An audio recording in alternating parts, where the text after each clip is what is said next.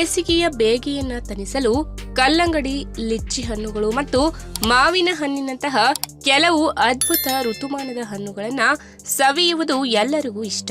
ಬೇಸಿಗೆಯ ಹಣ್ಣುಗಳಲ್ಲಿ ಅತಿ ಹೆಚ್ಚು ಜನರ ನೆಚ್ಚಿನ ಫಲವೆಂದರೆ ಕಲ್ಲಂಗಡಿ. ವಾಸ್ತವವಾಗಿ ಈ ನೀರಿನಿಂದ ಕೂಡಿದ ರಸಭರಿತ ಹಣ್ಣಿಗೆ ಯಾವುದೇ ಪರಿಚಯದ ಅಗತ್ಯವೇ ಇಲ್ಲ ಮತ್ತು ಇದು ಮಾರುಕಟ್ಟೆಯಲ್ಲಿ ವ್ಯಾಪಕವಾಗಿ ಮತ್ತು ಅಗ್ಗದ ದರದಲ್ಲಿ ಲಭ್ಯವಿದೆ. ಕಲ್ಲಂಗಡಿ ನಂಬಲಾಗದಷ್ಟು ಹೆಚ್ಚಿನ ತೇವಾಕಾರದ ಹಣ್ಣಾಗಿದೆ, ಏಕೆಂದರೆ ಇದು ಸುಮಾರು 92% ನೀರಿನ ಅಂಶವನ್ನ ಹೊಂದಿರುತ್ತದೆ ಮತ್ತು ಇದು ಸಾಕಷ್ಟು ಅಗತ್ಯ ಖನಿಜಗಳು ಮತ್ತು ಜೀವಸತ್ವಗಳಿಂದಲೂ ಸಮೃದ್ಧವಾಗಿದೆ. ಈ ರಸವತ್ತಾದ ಕಲ್ಲಂಗಡಿ ಬಹಳಷ್ಟು ಬೀಜಗಳನ್ನ ಹೊಂದಿರುತ್ತದೆ. ಇದನ್ನು ನಾವು ಸಾಮಾನ್ಯವಾಗಿ ತಿರುಳಿನಿಂದ ಬೇರ್ಪಡಿಸಿದ ಬಳಿಕ ಎಸೆದು ಬಿಡುತ್ತೇವೆ. ಆದರೆ ಈ ಚಿಕ್ಕ ಕಪ್ಪು ಬೀಜಗಳು ನಿಜವಾಗಿ ಹಲವು ಬಗೆಯ ಪೋಷಣೆಯನ್ನ ನೀಡುತ್ತವೆ. ಕಲ್ಲಂಗಡಿ ಹಣ್ಣು ದೊಡ್ಡ ಗಾತ್ರದ ಫಲವಾಗಿದ್ದರೂ ಹಣ್ಣಿನೊಳಗಿನ ಬೀಜಗಳು ಮಾತ್ರ ಚಿಕ್ಕದಾಗಿದ್ದು ಕೆಲವು ಮಾಂತ್ರಿಕ ಗುಣಗಳನ್ನ ಹೊಂದಿದೆ. ಹಾಗಾದ್ರೆ ಬನ್ನಿ, ಆ ಮಾಂತ್ರಿಕ ಗುಣಗಳು ಯಾವುವು, ಇದನ್ನು ನಮ್ಮ ಆರೋಗ್ಯ ವೃದ್ಧಿಸಲು ಹೇಗೆ ಬಳಸಿಕೊಳ್ಳಬಹುದು ಎಂಬುದನ್ನ ಇವತ್ತಿನ ವಿಡಿಯೋ ಮುಖಾಂತರ ತಿಳಿದುಕೊಳ್ಳೋಣ. ಅದಕ್ಕಿಂತ ಮುಂಚೆ ನೀವಿನ್ನು ನನ್ನ ಚಾನಲ್ಗೆ ಸಬ್ಸ್ಕ್ರೈಬ್ ಆಗಿಲ್ಲ ಅಂದ್ರೆ ಪ್ಲೀಸ್ ಸಬ್ಸ್ಕ್ರೈಬ್ ಮಾಡ್ಕೊಳ್ಳಿ, ಹಾಗೆ ಪಕ್ಕದಲ್ಲೇ ಇರುವಂತಹ ಬೆಲ್ ಐಕಾನ್ ನ ಕ್ಲಿಕ್ ಮಾಡಿ. ಈ ಬೀಜಗಳಲ್ಲಿ ಕ್ಯಾಲೋರಿಗಳು ಇಲ್ಲವೆನ್ನುವಷ್ಟು ಕಡಿಮೆ ಇವೆ ಮತ್ತು ತಾಮ್ರ, ಸತು, ಪೊಟ್ಯಾಷಿಯಂ, ಮ್ಯಾಗ್ನೀಷಿಯಂ, ಕಬ್ಬಿಣ, ಫೋಲೇಟ್ ಇತ್ಯಾದಿ ಸೂಕ್ಷ್ಮ ಪೋಷಕಾಂಶಗಳನ್ನ ಹೊಂದಿದೆ. ಇವೆಲ್ಲವೂ ವಿವಿಧ ರೀತಿಯಲ್ಲಿ ಆರೋಗ್ಯಕರ ಪ್ರಯೋಜನಗಳನ್ನ ನೀಡುತ್ತವೆ. ಇವುಗಳಲ್ಲಿ ಪ್ರಮುಖವಾದ ಪ್ರಯೋಜನಗಳೆಂದರೆ ಹೃದಯ ಮತ್ತು ರೋಗ ನಿರೋಧಕ ಶಕ್ತಿಯನ್ನ ವೃದ್ಧಿಸುತ್ತದೆ. ಕಲ್ಲಂಗಡಿ ಬೀಜಗಳಿಗೂ ಪ್ರಬಲ ರೋಗ ನಿರೋಧಕ ಶಕ್ತಿ ಮತ್ತು ಉತ್ತಮ ಆರೋಗ್ಯಕ್ಕೂ ಸಂಬಂಧ ಇರುವುದನ್ನ ಸಂಶೋಧನೆಗಳು ಖಚಿತಪಡಿಸಿವೆ. ಮ್ಯಾಗ್ನೀಷಿಯಂ ಇರುವ ಕಾರಣ ಈ ಬೀಜಗಳು ಅಧಿಕ ರಕ್ತದೊತ್ತಡವನ್ನ ಸಹ ಸಾಮಾನ್ಯ ಮಟ್ಟಕ್ಕೆ ತರಲು ನೆರವಾಗುತ್ತವೆ. ಇದು ಹೃದಯದ ಆರೋಗ್ಯಕ್ಕೆ ನೇರವಾಗಿ ಸಂಬಂಧಿಸಿದೆ. ಕಲ್ಲಂಗಡಿ ಬೀಜಗಳನ್ನ ಪ್ರತಿದಿನ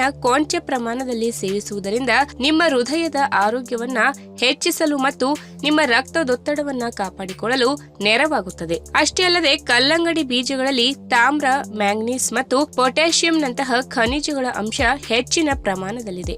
ಈ ಖನಿಜಗಳು ಇತರ ಸೂಕ್ಷ್ಮ ಪೋಷಕಾಂಶಗಳೊಂದಿಗೆ ನಮ್ಮ ಮೂಳೆಗಳನ್ನ ಆರೋಗ್ಯಕರವಾಗಿರಿಸಲು ಸಹಾಯ ಮಾಡುತ್ತದೆ. ಬೀಜಗಳು ನಮ್ಮ ಎಲುಬುಗಳನ್ನ ಬಲಪಡಿಸುವುದರೊಂದಿಗೆ ಮತ್ತು ಮೂಳೆಯ ಸಾಂದ್ರತೆಯನ್ನ ಉತ್ತಮಪಡಿಸುವುದರೊಂದಿಗೆ ಸಂಬಂಧವನ್ನ ಹೊಂದಿವೆ. ಇನ್ನು ಕಲ್ಲಂಗಡಿ ಬೀಜಗಳಲ್ಲಿ ಫೋಲೇಟ್, ಕಬ್ಬಿಣ, ಸತು, ತಾಮ್ರ, ಮ್ಯಾಗ್ನೀಷಿಯಂ, ಪೊಟ್ಯಾಷಿಯಂ ಮೊದಲಾದ ಪೋಷಕಾಂಶಗಳು ಸಮೃದ್ಧವಾಗಿದ್ದು ಈ ಕಾರಣದಿಂದ ಇವನ್ನು ಶಕ್ತಿ ಕೇಂದ್ರ ಅಥವಾ ಪವರ್ ಹೌಸ್ ಎಂದು ಕರೆಯಲಾಗುತ್ತದೆ. ಅಲ್ಲದೆ ಈ ಬೀಜಗಳನ್ನ ಹೆಚ್ಚು ಪೌಷ್ಟಿಕಾಂಶವೆಂದು ಪರಿಗಣಿಸಲಾಗುತ್ತದೆ, ಏಕೆಂದರೆ ಅವು ಅಮೈನೋ ಆಮ್ಲಗಳು, ಪ್ರೋಟೀನ್ಗಳ ಮತ್ತು ವಿಟಮಿನ್ ಬಿ ಕಾಂಪ್ಲೆಕ್ಸ್ ಗಳಿಂದ ಸಮೃದ್ಧವಾಗಿವೆ. ಈ ಎಲ್ಲಾ ಪೋಷಕಾಂಶಗಳು ಒಟ್ಟಾಗಿ ನಿಮ್ಮ ದೇಹದ ಜೀವ ರಾಸಾಯನಿಕ ಕ್ರಿಯೆಯನ್ನು ಹೆಚ್ಚಿಸಲು ಸಹಾಯ ಮಾಡುತ್ತದೆ. ಅಷ್ಟೇ ಅಲ್ಲದೆ ಈ ಬೀಜಗಳಲ್ಲಿ ದೇಹಕ್ಕೆ ಅತ್ಯಂತ ಮುಖ್ಯವಾದ ಕೆಲವು ಆರೋಗ್ಯಕರ ಕೊಬ್ಬುಗಳು ಉತ್ತಮ ಪ್ರಮಾಣದಲ್ಲಿವೆ. ಕಲ್ಲಂಗಡಿ ಬೀಜಗಳು ಆರೋಗ್ಯಕರ ಕೊಬ್ಬಿನಾಮ್ಲಗಳಾದ ಓಲಿಕ್ ಆಮ್ಲ, ಲಿನೋಲಿಯಂ ಆಮ್ಲದ ಉತ್ತಮ ಮೂಲವಾಗಿದ್ದು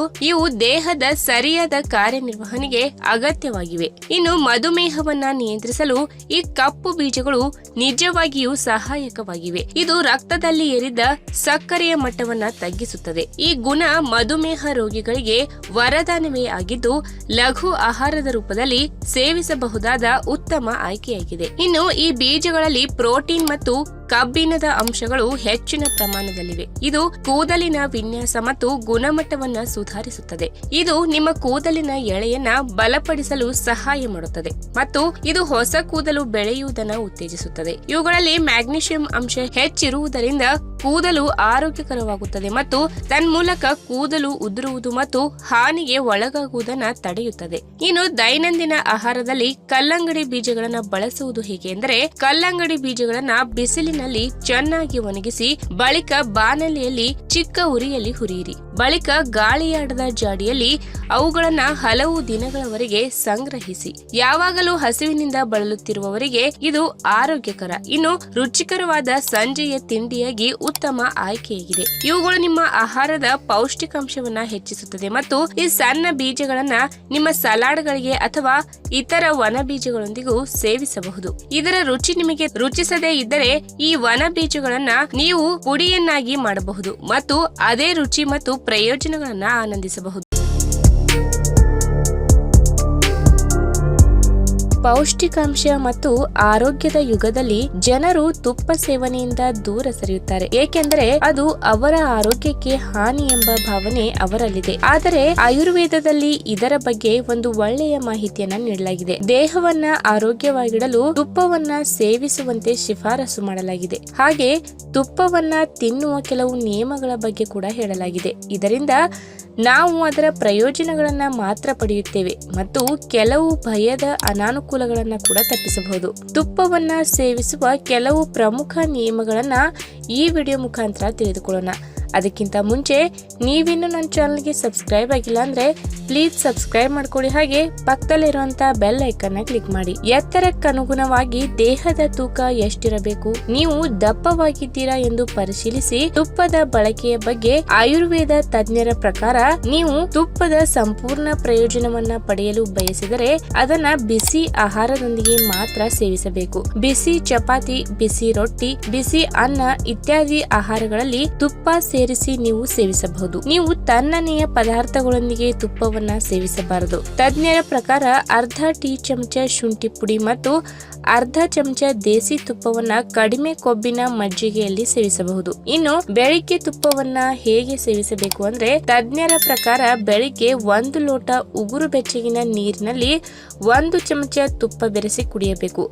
ಕಡಿಮೆ ಹಸಿವನ್ನ ಅನುಭವಿಸುವ ಜನರಿಗೆ ಇದು ಹೆಚ್ಚು ಪ್ರಯೋಜನವನ್ನ ನೀಡುತ್ತದೆ. ಈ ಅಭ್ಯಾಸವು ಸಾಮಾನ್ಯ ಜನರಲ್ಲಿಯೂ ಜೀರ್ಣಕ್ರಿಯೆಯನ್ನ ಸರಿಯಾಗಿಸುತ್ತದೆ. ಇನ್ನು ರಾತ್ರಿ ಹೊತ್ತು ತುಪ್ಪವನ್ನ ಯಾವ ರೀತಿಯಾಗಿ ಸೇವಿಸಬೇಕು ಅಂದ್ರೆ ತಜ್ಞರ ಪ್ರಕಾರ 1 ದಿನದಲ್ಲಿ 2 ಟೀ ಚಮಚಕ್ಕಿಂತ ಹೆಚ್ಚು ದೇಸಿ ತುಪ್ಪವನ್ನ ಸೇವಿಸಬಾರದು.